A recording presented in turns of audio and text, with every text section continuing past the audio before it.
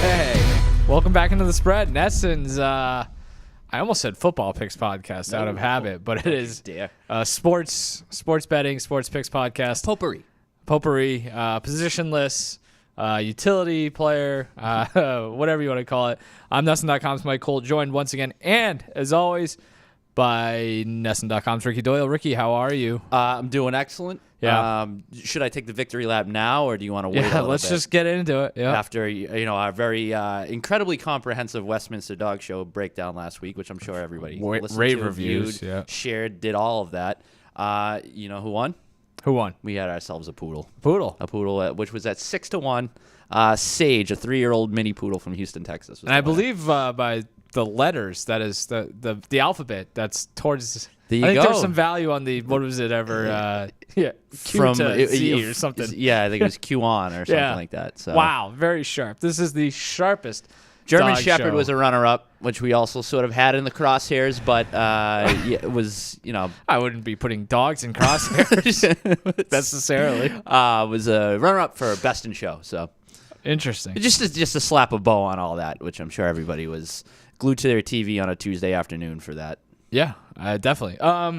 It is. It's the middle of May, so we're kind of just wading through everything. Well, we have a potpourri, as you've mentioned today. We're gonna hit on drink. we're gonna hit on some WNBA. We're gonna hit on the NFL schedule release, which is we're gonna play some magic in terms of our recording timing and posting. We'll do what we can with that. And then we'll get into speaking of recording timing and things like that, we'll get into the PGA Championship, which is this weekend in Louisville, Kentucky. Do you have any other lingering thoughts that you want to get to from the past week, from anything we discussed last week? Well, I guess, since we've already taken the victory lap with the poodle, might as well go to the other end of the spectrum. And one thing that I'm really kicking myself for good point. is that the Nuggets-Timberwolves series, that I think you and I were in agreement that when Denver was down 2-0, that was the time to strike on them. They were 15-1 at one point on the NBA Finals odds. As of this recording, now down to plus 260. So all value on them has evaporated now that they've got a 3-2 lead over Minnesota. So definitely a little bit of regret there, not putting my money where my mouth is. That is a tenet of the show over the years, whatever you want to call it. Staple of like the sharpest. I don't even think it was a lack of confidence or anything. It was just like they had stuff to do. I'm just saying, exactly. Just completely forgot. The sharpest opinions that we have or advice, if you want to call it that, we never act on our own stuff. Yeah, and they're not even fully fleshed out. They just kind of happen in the moment. But it kind of makes sense that it just, as soon as you leave this room, it's just like I'm back to not paying attention. I definitely didn't have kicking myself over a Denver Nuggets take on my bingo card 5 years ago doing this, but here we are. Ricky, if you want to go back 5 years ago and talk about projecting out the next 5 years and where we would be and where we are, I gotta say I'm not sure I'd be sitting here talking to you. It's true. That's true. Time is a flat circle. But no, that is obviously a wild swing there. Also just crazy knowing it's really the Celtics and everybody else when it comes to that market. But we won't get too deep into that. We already feel like exhausted that last week. But just something that I thought was worth mentioning. If I'm going to sit here and peacock about my Westminster Dog Show takes, I gotta, as you should, I got to take my medicine as well. Fair. That's fair. So the WNBA started up on what's today? Wednesday? So Tuesday night. Yeah. Caitlin Clark made her much anticipated debut. She actually made it in New England, Connecticut Sun game at Uncasville at Mohegan Sun. We actually had boots on the ground for NESN.com. We did. It was so I guess we're kind of just going to talk about the impact that she could have on the sport and where it's going. We'll sprinkle in some betting stuff because it is kind of comical to look at the odds with anything tied to her. People are betting the living hell out of Caitlin Clark related odds and props, and there's not a ton of value to be had on much of anything. So that's one thing to keep in mind.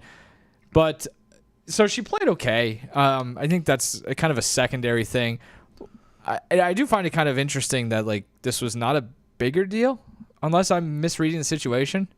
Like a Tuesday night in May, I guess, is that just kind of the ebb and the flow of the WNBA season? I think we're kind of coming at this as like complete novices when it comes to WNBA. I don't know about you. I don't know. Oh yeah, well, 100%. But I mean, I think for all that is going on right now, obviously the NBA playoffs, NHL playoffs, that's one NFL schedule release. Like, there's a lot sort of going on right now in the sports calendar, and I think all things considered, it was about as big as it what sure. it could have been. I guess the more if it was a standalone thing in the middle of the summer, it would have been a little bit bigger. But I feel like it got a pretty fair amount of publicity. This might be turning into a bit of a non sequitur, but it's just like the idea that this WNBA like new era begins in the middle of the NBA playoffs probably isn't the most productive. Yeah, but I also am not going to sit here and pretend to know anything about scheduling and things like that, and the what's the word? The mechanics of it all, sure. The intricacies of building schedules, which we will get to a little bit more in a bit.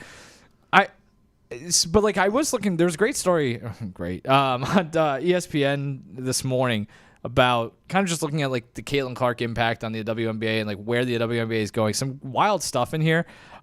Interviews with representatives from 10 of the league's 12 teams describe skyrocketing ticket demand across the WNBA and growing revenues. I think, what was it, the jerseys thing? WNBA jersey sales are up 750%. That's insane. Year over year. Caitlin Clark driving much of that growth. Sales of her Indiana Fever jersey would put her in 4th on a list of the top-selling NBA jerseys this year, or since January 1st. What's your take on this whole Caitlin Clark ordeal or extravaganza? What does this mean for the WNBA, women's sports in general, and are you kind of buying what they're selling when it comes to this being a massive landmark movement in women's sports? I mean, what you just said, like, that's only a small portion of it. Like, numbers are the numbers, right? Yeah. Like, it's pretty clear that we're entering sort of a boom period, if whatever you want to refer to it as. Which, so like, for me with like, and I mentioned this to you earlier when we were talking about it. Like, ultimately, I don't know how good she's gonna be. Like, maybe she is.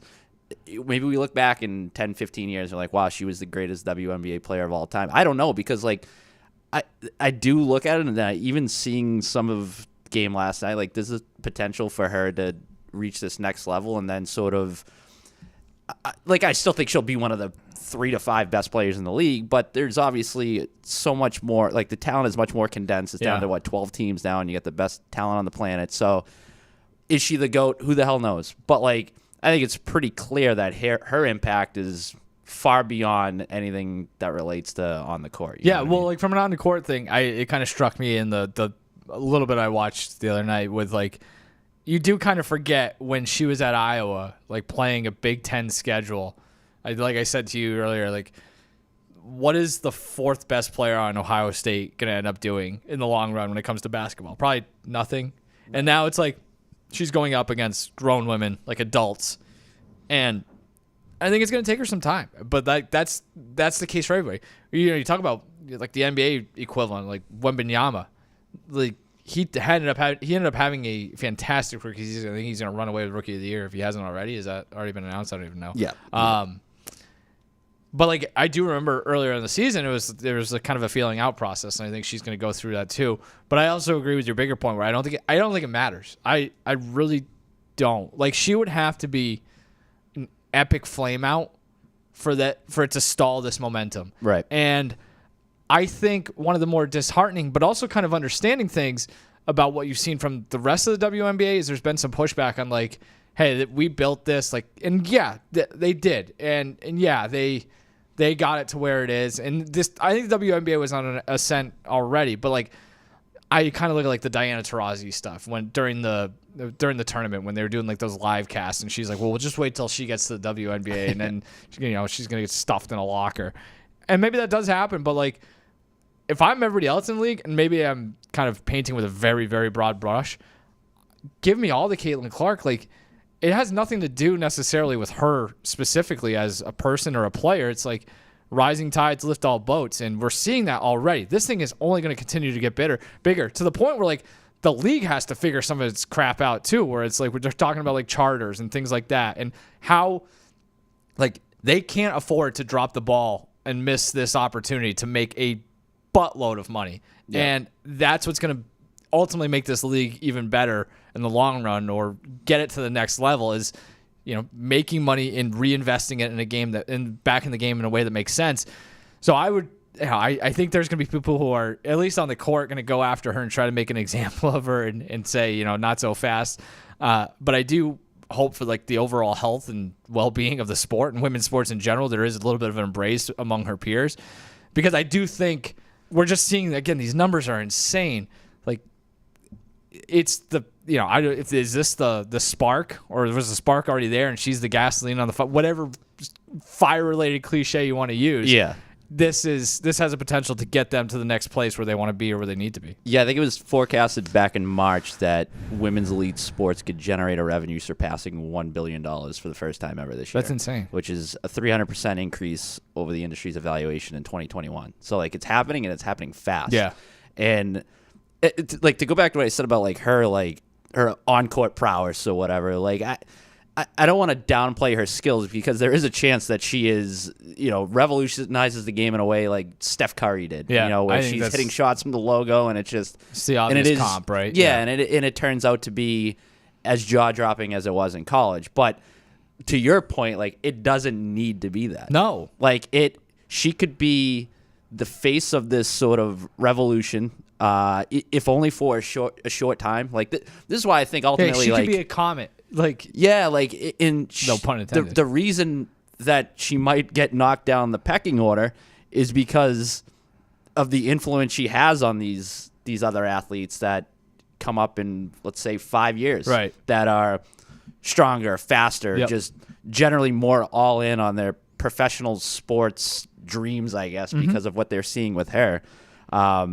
Basically, her walking now is so that little Tiffany and Topeka can run in a few years. You know what I mean? That's literally what's happening. So that's the impact for me. It's has less to do about her stats or whatever you want to call it, and more about what this leads to 5 years, 10 years down the road. I hope little Tiffany is not in Topeka or in the Midwest is not daughter to Harrison Butker, because he might have some differing opinions on that. To go back to the betting thing real quick. Yeah, though, I was just pulling up some stuff too as well. Because it is kind of fascinating that, this is one. I think that's the other aspect of this. You're going to see a huge boom, and you already are kind of seeing it in terms of just volume of tickets or the handle placed on WNBA wagers. That feels like it's only going to go up, but finding the value seems like it's going to be difficult, right? Because it's the most basic betting stuff, where when somebody bets or multiple people bet on one thing over and over and over, the price has to change, right? And if you're coming in late, you're not getting the best number. To that point, I saw a friend of the program, I guess you can call him, Ben Fox on Twitter, said Caitlin Clark to go over 20.5 points in her WNBA debut was the most bet player prop among WNBA and NBA markets on Tuesday. So, was it over 20.5? Yeah, so she had 20. See, the bad beats, there's no limitations on where the bad beats are. Hopefully somebody got that at 19.5. That's why you always going to shop around for the best number. The WNBA opener between the Sun and the Fever garnered more bets than any game of the 2023 season, including 6 times the amounts of bets placed on the Game 4 of the WNBA Finals at Caesars. It's just insane numbers. So FanDuel offered Caitlin Clark markets to lead the Fever in scoring this season, minus 380. This was before the opener, so that number, if the market's even there, that number is going to continue to change and lose value. Let's see. To average 22 per game, must play 28 games, minus 160. To record 130 made threes is minus 125. There's not a whole lot of pluses on this page. You look at the Rookie of the Year market. She is minus 700. Which is wild. She's coming in, and this is another point I kind of wanted to get to, and I think that this could actually be a test case for the NBA and even the NFL or college football and men's college basketball. She is a minus 700 favorite in a class that includes Cameron Brink, Angel Reese. this is at a time where you've got a lot of good young talent coming in the league. There's even more coming. And, like, I think you kind of look at what has happened with women's college basketball. I think that's a big reason for this too, right? Is the explosion of women's college basketball based on these players who are at schools or at least in college basketball for multiple years. That builds the interest, that builds like the notoriety. You know who this person is. I mean, Caitlin Clark has been a superstar, like a legitimate superstar at the top of that game for 2 years. Angel Reese, same bucket. Like, I don't think that type of thing eventually hurts the NBA. It certainly doesn't hurt the NFL. But it does, at least the nostalgic part of me, wish I could go back and or we could have college basketball and college football on the men's level go back to what it used to be before the portal and the NIL, because it makes a difference. Like, people know who Caitlin Clark is. People don't know who the first pick of the NBA draft is going to be. And, like, I get it. Like, they don't have to build their league on players the same way. You know, like whoever has the first pick, I already forget. In the NBA? The NBA draft. The Hawks. Hawks. Yeah. The Hawks are an established brand, more so than the Indiana Fever. So, like, it's not as important, but I do think that would go a long way, and even improving those products as well, because you're seeing it right now. Like, the familiarity drives this pandemonium. Yeah, it's looking at the rookie of the year odds for the WNBA. Like, those names were far more recognizable to me than if you were to pull up last year's, whoever 100%. was behind Victor Wembanyama. Like, I could sit here and I feel like make a better case for one of those names beyond Caitlin Clark winning the award than last year, when it was just kind of a foregone conclusion that it was going to be Wemby. Do you know who? I don't. Zachary Risaker? I don't even know. Alexander Starr, Dalton Knecht, Cody Williams, Reed Shepard. Maybe this is not something I should be admitting on our sports podcast, but, like, I don't know those guys. Those are the projected are these top the five golf picks? pros playing on the PGA Championship this weekend? Like, Those are the projected top 5 picks in the NBA draft next month. Like, I saw somebody floating around on Twitter, on X. They were like, the Hawks should trade the number 1 overall pick for LeBron James they should draft Bronny James with the number 1 pick so that they can lure LeBron James to Atlanta. Like, basically, you're selecting LeBron with the number 1 pick. Yeah, or if you could somehow trade, I would trade that number 1 pick. If I was just running a business, I would trade my number 1 pick for LeBron just to for the market share alone. Well, that was the general gist of it. But yeah, it is. I think it is sort of a fascinating case study between where men's college basketball and women's college basketball are at right now. Because I'm with you. Like, I long for the days when you kind of had eyes on a program and they made maybe one run, like they went deep into the tournament, and you knew like they might be back there next year with the same core. Yep. Now it's like, they might be back there in the following year, but then I gotta pour over the Ken Palm numbers. Maybe we're being a little disingenuous, because who's the woman's Haley Van Lith, who is like going to end up at her 3rd school in 3 years. I think she transferred out of LSU as well. It's like, I know that name. So it's not just the familiarity for schools necessarily. Angel Reese was a transfer too, if I'm not mistaken. I don't know. Like, the women's game has figured something out in that regard, or maybe it's just staying. It's just staying longer. I think that's the thing as well. We mentioned Wemby really quick. I think it's a good comp. I do wonder if the answer to this question is kind of a no-brainer. Who ends up having a bigger impact on their respective sport long term? Is it Caitlin Clark or Victor Wembanyama?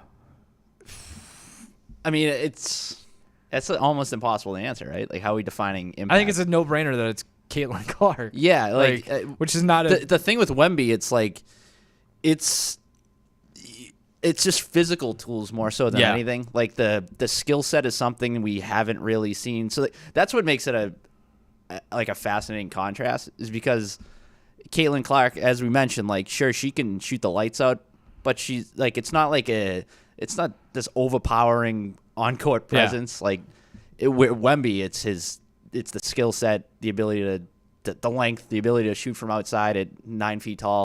Like, it's just something we haven't seen. There's also the international appeal. Right. Well, the Caitlin Clark was playing, games in front of 12 million people on TV or whatever the numbers were in the tournament. And like Wembanyama like was grainy workout footage before he got drafted. And now they're both kind of in like similar spots. It's kind of interesting to at least note the differences of where they came from, to your point. Yeah. I do think like I kind of maybe lean push here, which is a cop-out answer, because I think Wembanyama is going to completely transform the way that we look at NBA players and what they can be moving forward, where it's like this is a skill set that maybe it just isn't being a unicorn and nobody ever looks like that again. I think that's what I think a lot of it is just like the physicality of it, right? Like there's so few people on the planet that are that size with that so level I think of he talent. ends up transforming that sport at the highest level, where she is more of like an impact in terms of the business of women's sports. So we will let me put it this way, like we will see another Caitlin Clark before we see another Victor Wembanyama. Who's going to be more famous? But in 10 therein years, lies the impact, right? It's like her having the star power and impact that she's having right now is the reason that we're going to see another Caitlin Clark. Whereas Wembanyama, it's like he's a physical freak. He's going to be one of the best players in the NBA. He's probably going to make $1 billion. So like if that's your definition of impact, then it's hard to argue with that across all sports, really, especially with the way those contracts are going. But if you're talking about like long-term sustainability of a league, societal impact. Like I know it's when you stop putting in those terms, it's like kind of hyperbolic. It sounds like, but it's pretty legit, and the numbers are there to bear it out. So yeah, I'm with you. I'm gonna say Caitlin Clark, but like it's two totally different realms we're dealing with. We were talking about this yesterday, really, like when we were going over the rundown and briefly chatting about what we want to talk about today. We were kind of trying to rack our brains with like what other debuts. Like this one, for what I said earlier about like not having a ton of buzz, it had like all buzz is intangible. It's just like it just kind of snuck up on us more than anything else. I guess it wasn't as maybe publicized as others, but like there was. Like I was flipping. There are headlines that are like leading up to it that say, and like look the numbers. This is when Caitlin Clark's debut is, and you don't see that about every number one pick. I was watching the Bruins, flipping to the ESPN2 during the break to watch her play. So that was just me changing the channel and risking missing some of a playoff hockey game is a big impact. What other debuts do you remember having this? There's a couple I think that really stand out, but. There are, but there's fewer than I anticipated when I was trying to come up with some. Like, I mean, the obvious one is LeBron. I think James. LeBron's like the perfect comp. Yeah. You know, like we knew who they were before they got here. Yeah, you had the whole televised when he was at St. Vincent St. Mary's. Yeah. I remember watching those games like upstairs in my room, like on ESPN2 on like a 13-inch TV. Oh, I remember having like a LeBron wristband. That I got on eBay. I mean, because I was 12 years old or something. I remember when he got drafted, Nike put out like a commemorative shirt. I bought that, and I was like, I don't. When the Cavs had awful jerseys, but yet I'm wearing one of those to the beach. Yeah, exactly. So that's the obvious. The summer league, like his summer league was insane because that was local for us. So I remember just UMass Boston really hyping that up. So that's the obvious one. I don't know. Yeah, that's really the only one I thought of, which is like a very random one, was Steven Strasburg, because there was like so much hype around his final season at San Diego State, and like he was a fast track to the big leagues. Bryce Harper in a similar vein, where it's like these guys aren't going to be in the minors for very long. I do remember watching both of their debuts, so like it's these players that you know for a long time, and they get there, and it's like, all right, let's go. Yeah, I guess this is totally different, but if you wanted to include international players coming over stateside, like I guess you could say like Ichiro, or like somebody like that, or like Yao Ming. But obviously those are two totally different sets of circumstances. Sidney Crosby maybe, but that was a weird scenario because it was like post lockout. There was also Ovechkin, him and Ovechkin. So it was a little bit different. So all right, well, what a great Caitlin Clark discussion. I did not know. I didn't expect. Did you 25 minutes? Are you gonna tackle the betting board at all? Are you gonna? Because you know what, I honestly was looking at these odds a few weeks ago when we did like our one random bet thing, and I don't even remember what my bet was at this point. But I'm thinking there's a lot that could go wrong, right? Yeah. Obviously you don't want to see her get hurt, but like if she gets hurt, then you're going to the next in line, and that's Cameron Brink at 9-1. Yeah, I might just tie some of those into like way like long-term futures just to drive up the numbers a little bit. And like, I mean, we saw it with, was it Sabrina Ionescu a couple of Yeah. years ago that got hurt a few games in her career? So hopefully that doesn't happen. Hopefully it obviously. doesn't. But yes, I mean, minus 700 is no value there. Let's switch gears in the biggest way. Okay. Let's talk about a schedule that has been released or is in the process of being released while we're talking about this. The NFL schedule is coming out. We're recording at a weird time, but we do have a handful of games. I don't know. What do we want to talk about here? Like, I found myself, I am not happy.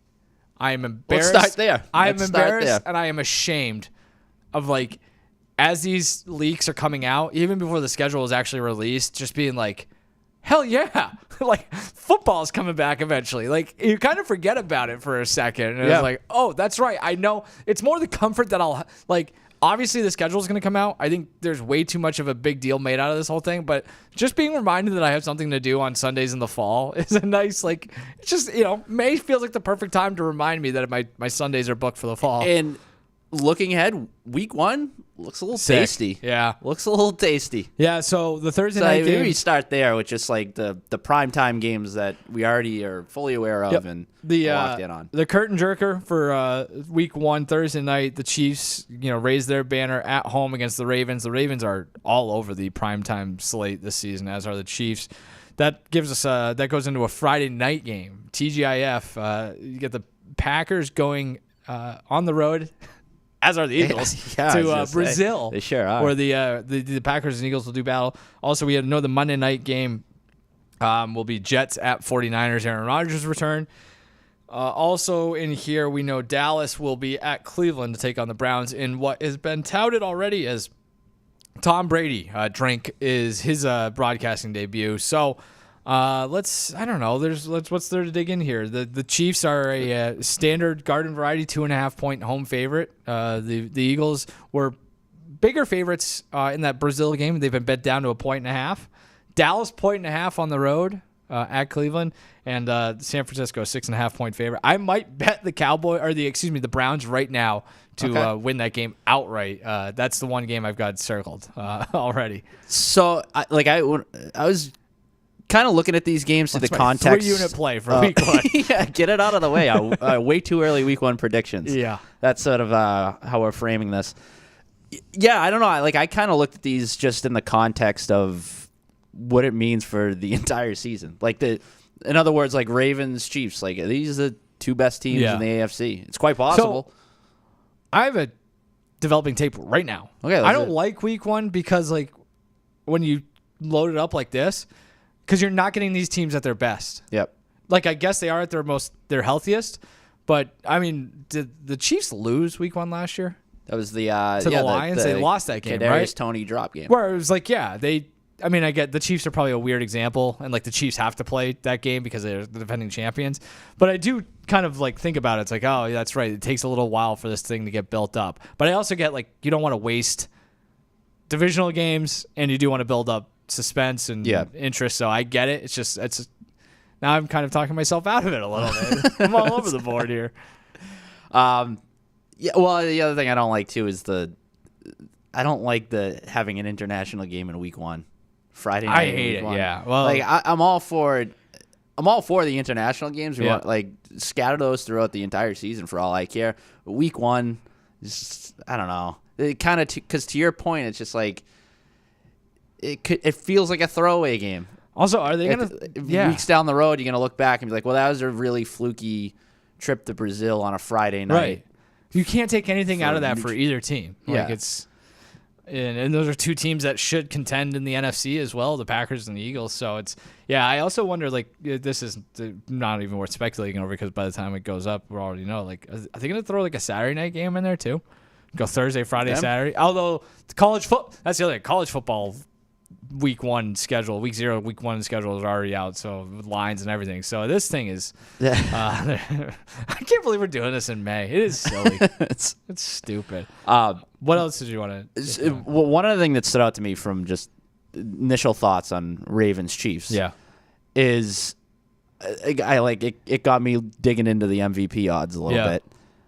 Like, are we gonna just constantly disrespect Lamar Jackson in the MVP market? What's the number? 14-1. So Patrick Mahomes is the favorite to win MVP at this point at 5-1. Jackson behind Mahomes. Jackson is behind Mahomes. Josh Allen at 8-1. C.J. Stroud at 10-1. Joe Burrow at 10-1. And Jackson is tied with Jordan Love at 14-1, slightly ahead of Dak Prescott at 16-1, and Justin Herbert at 16-1. Like, this is a guy who is a 2-time MVP winner, reigning MVP winner. He's coming off probably his second best season. You could argue that it was his best season if you want to, because of some of the improvements he made as a passer. It's only 27. The team, if they're gonna win and have the success like they had last year, he's gonna be up there. Like, it just, I don't know. At 14-1 to me, to be behind, like, I get it. C.J. Stroud had a hell of a rookie campaign, but I don't know. Give me the more proven commodity. I guess a related issue I have with it is it just feels the market, I guess, outside of that one, that relative to everybody else, 14-1 does kind of stand out. Like, the market almost feels too sharp for me, where we were talking about this in freaking October, where it was like, Jordan Love here he comes. Where is he? Like, I want to bet Jordan Love to win the MVP this year. He's 14-1. I don't want to bet him at 14. He's the same odds as Lamar Jackson. No thanks. Same thing with C.J. Stroud. Like, 22-1 feels like a far more fair number. Like, so that's my point, right? And so, like, when you put in Lamar Jackson compared to those guys, it makes no sense. And sure, a lot of this it's not necessarily just the odds makers putting the number. It's like they've taken action for a long time, a couple months already. So, like, the numbers are going to continue to fluctuate. I think the only way to go about MVP betting at this point is to wait until, like, week 4 and try to pick off a team that maybe it's Jalen Hurts is 65-1 after they limp their way back from Brazil, and it's like, give me, I think I'm projecting ahead. They're going to get their stuff figured out. Look at a soft spot of the schedule or something. Bingo. Yeah. It's so because I just like Trevor Lawrence 20-1. No, I don't want to tie up my money for the entire year. Aaron Rodgers even, like, that feels like it should be 50, not 25. And, like, if it's 50, maybe I'll give you a couple bucks to see if I can, ride that narrative. So I just hate season long. I mean, I did too, but that was just something. No, it's a fair. Like, I do think when, like, we're kind of tying these two discussion points together, where it's like, how can you have C.J. Stroud? Who wants to bet C.J. Stroud at 10-1? And, like, how is he that much shorter than Lamar Jackson? Or how is Patrick Mahomes 5-1 relative to Lamar being 14-1? Sure. Like, I get it. Like, they're on totally different planets as far as, like, playoff success and all that. But, like, this is a regular season award. Like, how is Joe Burrow? That's a toss-up for me. I'd rather bet. Can I get Joe Burrow comeback player of the year odds? You know what I mean? Like, I'd rather do that. So that stood out to me from that game. That's an interesting point. That actually is a 1 point too. Jordan Schultz reporting that the Ravens and Texans will play on Christmas. That game will be on Netflix. So that's another thing. Huh? I don't know.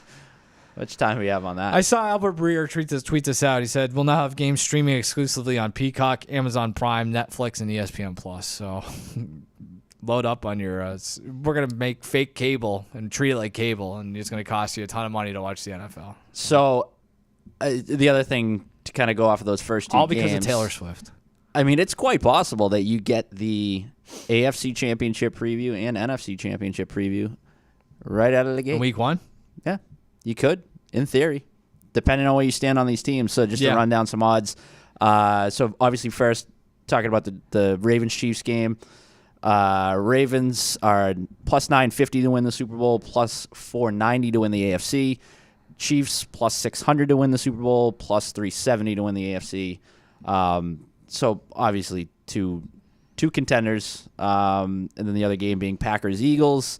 Eagles 14-1 to win the Super Bowl, plus 650 to win the NFC.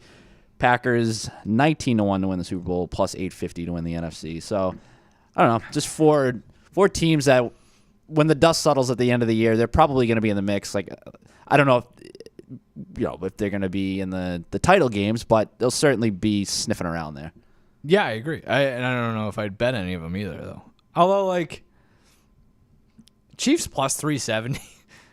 If you got $100 laying around, it's probably worth it. You know what I mean? Like, that's just. That's another one where it's like I just wouldn't want to tie it up. I guess, but they're just you're gonna feel silly making that point when they're even money. Yep. By like Thanksgiving because they just look like a wagon, all you know what I mean, or it rolls around and everything falls their way. And well, see, with them, I'd rather. You're right. I'd wait, hope they lose this opener. Yeah. Maybe they start slow like they did last year. Because I mean, there was a point last year. I think it was right before the playoffs where they were about 11-1 to win the Super Bowl, and so like, this is the thing. We are falling into a strategy that everybody already knows, but like preseason. I'm looking at like the Rams. Give me the Rams at 14-1 to win the NFC because I feel like that's a team that could get hot and get a lot of buzz early, and that number is going to deflate real fast.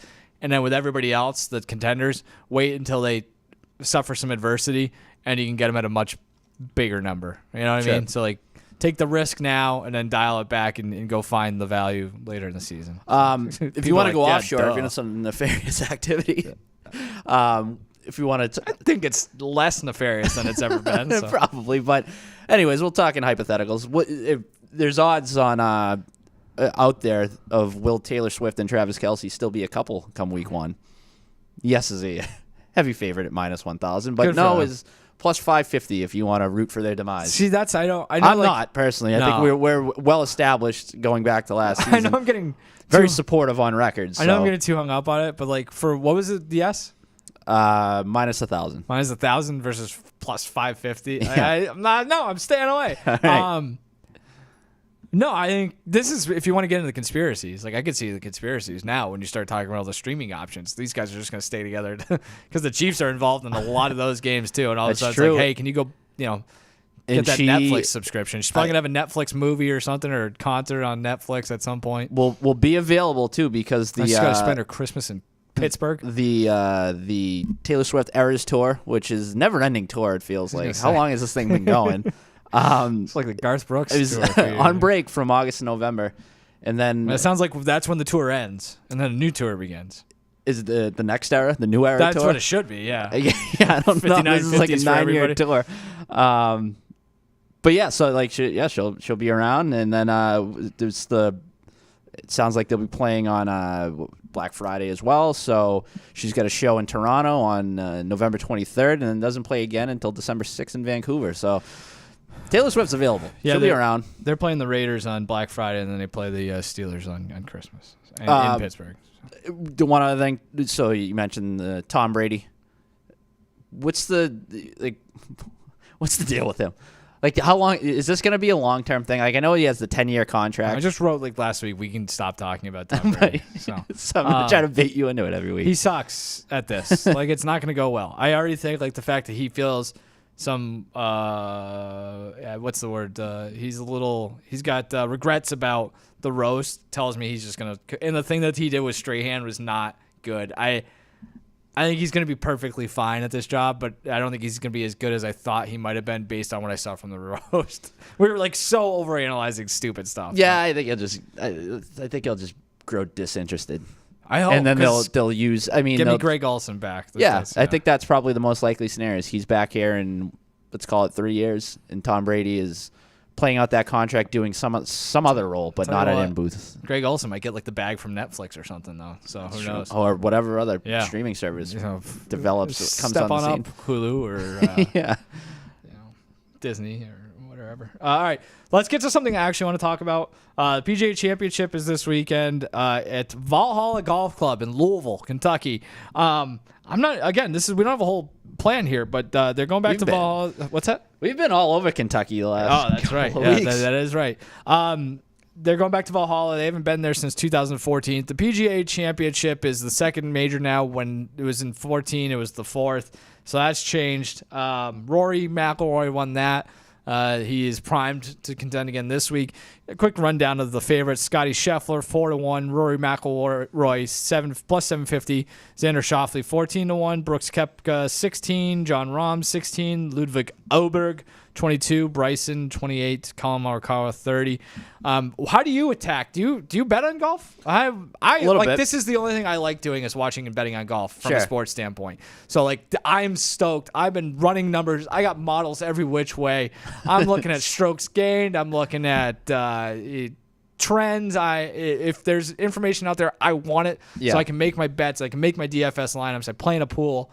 Are you going to watch the golf this weekend? Sure. Or are you just going to? Oh, okay. Yeah. Oh, interesting. But I'm more apt to if I jump in there and have a skin in the game, I'm more apt to do it after the cuts. Right. And I'll get in there on Saturday. Like I'll do like some sort of pool at the onset just to get in there in the ground floor. But then I'll see kind of where things stand heading into the weekend and then go from there. It's pretty sharp. I think golf's one of the best sports to bet on. I agree. Because I think whether you're betting, whether you're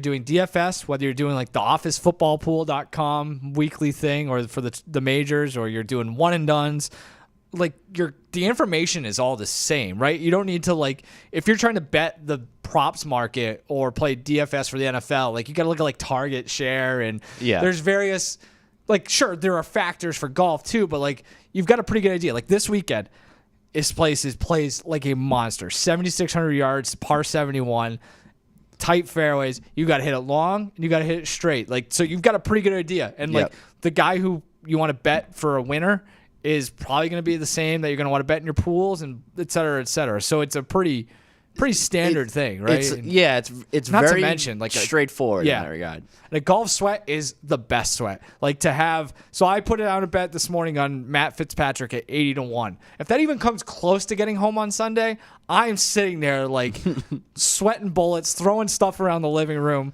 That's a great payoff. Right? Yeah. Like that's, so this is why it's so good from like a recreational standpoint is that you're just throwing darts. You're awesome. kind of, it's basically like having a long-term futures bet without having your money tied up for months. Bingo. On end. You know what I mean? That's why it's like if you want to take an outright winner, you look at the board and you're just like, for whatever reason, you formulate it in your head. You're like, that's the guy. Yeah. Like, and then you're off and running. Like the way I look at it is like my dad does it. Like my dad can wrap his head around, I'm taking a golfer this weekend. And it's like, okay, well, if he can figure it out, then anybody can figure it out. That is usually the litmus test for our. So, like, so it's just a very easy thing. Obviously, there's plenty more that you can get into, but just from a pure outright winner market, that's like I enjoy that. It's just a nice casual experience throughout the weekend to keep your eyes on. Yeah. So with this one specifically, it's interesting. Like, there's again, like I said, it's long and narrow.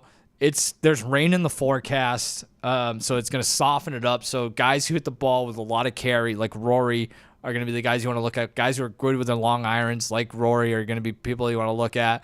Brooks Koepka, defending champion, I think is a 3-time PGA Championship winner, seems to play well. Like that's the other thing. The PGA of America, that's a quick side thing. I hate when there's a difference between the PGA and the PGA Tour. It drives me nuts when people, that's like one of those things. It's like, get bent, dork. Like that, I care about that is one of the worst qualities that I have as a human. But like, the PGA of America has set up the PGA Championship in a way that is very similar year to year, even when they're playing at different courses. And I think that's why a guy like Brooks Koepka has had a lot of success.